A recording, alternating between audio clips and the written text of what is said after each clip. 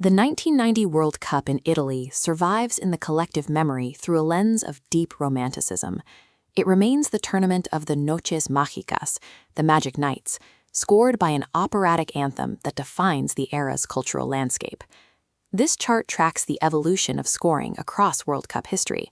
You can see the trend line bottoming out in 1990 at an all-time low of 2.21 goals per game. Statistically, it is the most defensive tournament FIFA has ever sanctioned. Cynicism dominated the pitch. Officials issued a record number of red cards as matches dissolved into tactical fouls and aggressive confrontations between players and referees. This creates a fascinating paradox. The suffocating pragmatism on the field acted as a pressure cooker. Because attacking flair was so actively suppressed, the rare moments of individual magic that did break through carried an explosive, lasting impact. The anxiety of the matches reflected a world in flux. The summer of 1990 served as the final chapter of the Cold War, where the certainties of the 20th century were rapidly dissolving. This map shows 4 major footballing powers competing under flags that would soon disappear: the USSR, Yugoslavia, Czechoslovakia, and West Germany. By 1992, these highlighted borders fractured or merged. The Soviet Union and Yugoslavia dissolved, while Germany unified, physically redrawing the map. With formal reunification scheduled for just months after the final whistle, the West German squad played to represent a nation that was physically and politically merging in real time.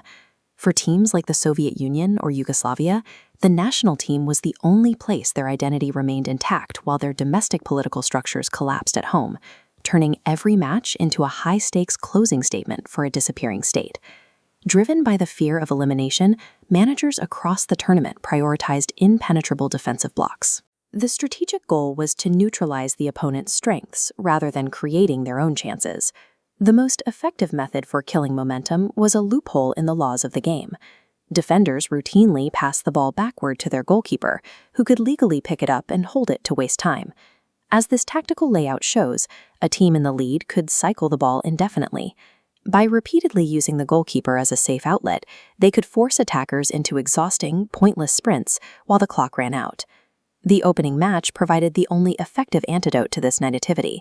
Facing the defending champions, Argentina, a Cameroon squad that finished the match with only 9 men, managed a 1-0 victory that shocked the sporting world. Cameroon's energy centered on Roger Milla. At 38 years old, Milla was persuaded to leave a quiet retirement by the president of Cameroon, returning to the squad to lead the indomitable Lions in Italy. Milla scored 4 goals during the tournament, celebrating each one with a hip-swaying dance at the corner flag, a stark contrast to the grim, calculated atmosphere of the other matches. Cameroon became the first African nation to reach the quarterfinals. Their performance forced a re-evaluation of the continent's tactical maturity and provided a rare source of genuine excitement in a tournament defined by caution. The host nation, Italy, relied on a different form of perfection.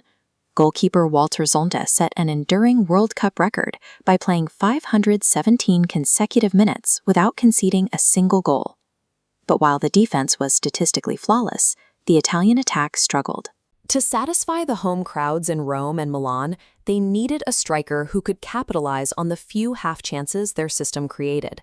They found that striker in Salvatore "Toto" Schillaci.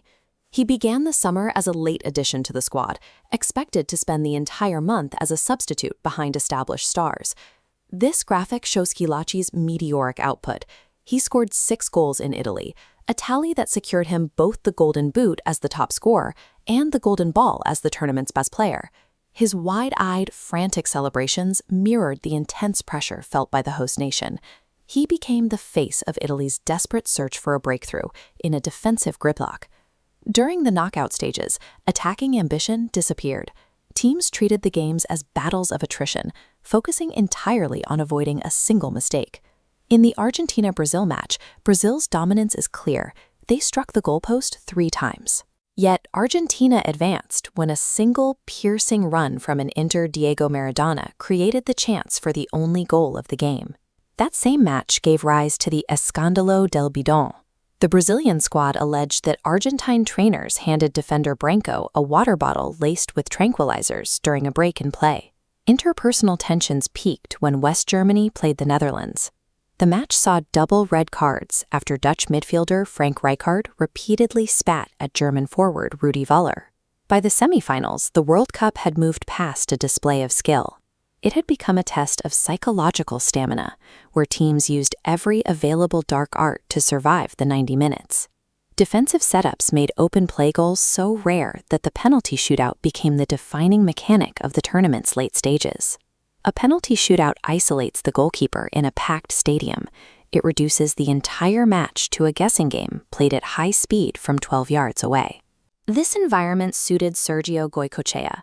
Originally the backup keeper, Goycochea entered the lineup after an injury to the starter and quickly established himself as a penalty specialist. In the semi-final against Italy, played in Naples, Goycochea saved 2 penalties to eliminate the hosts, ending Italy's run in the very city where Maradona was worshipped by the local fans. A shootout forces a player to confront the scale of the moment in near total isolation, turning a physical skill into a trial of pure nerve. It was the only logical end to a tournament defined by defensive tension. The final matched a balanced West German team against a depleted Argentina. The South Americans entered the game with 4 key players suspended and no apparent strategy for attacking the German goal. The game saw the first red cards in a World Cup final. West Germany won 1-0, thanks to an 85th-minute penalty awarded to Rudi Völler, a decision that remains a point of intense debate for Argentine fans today. While West Germany celebrated their 3rd title, Maradona was left in tears, holding a silver medal as the Stadio Olimpico crowd booed his national anthem. The football in Italy was so negative that FIFA was forced to intervene. In 1992, they introduced the back pass rule, making it a foul for goalkeepers to pick up deliberate passes from their own teammates. Italia 90 demonstrated the unintended consequences of defensive perfection, forcing a structural change in how football is played. Those magic nights endure because they highlight the few instances where brilliance managed to survive a month of total caution.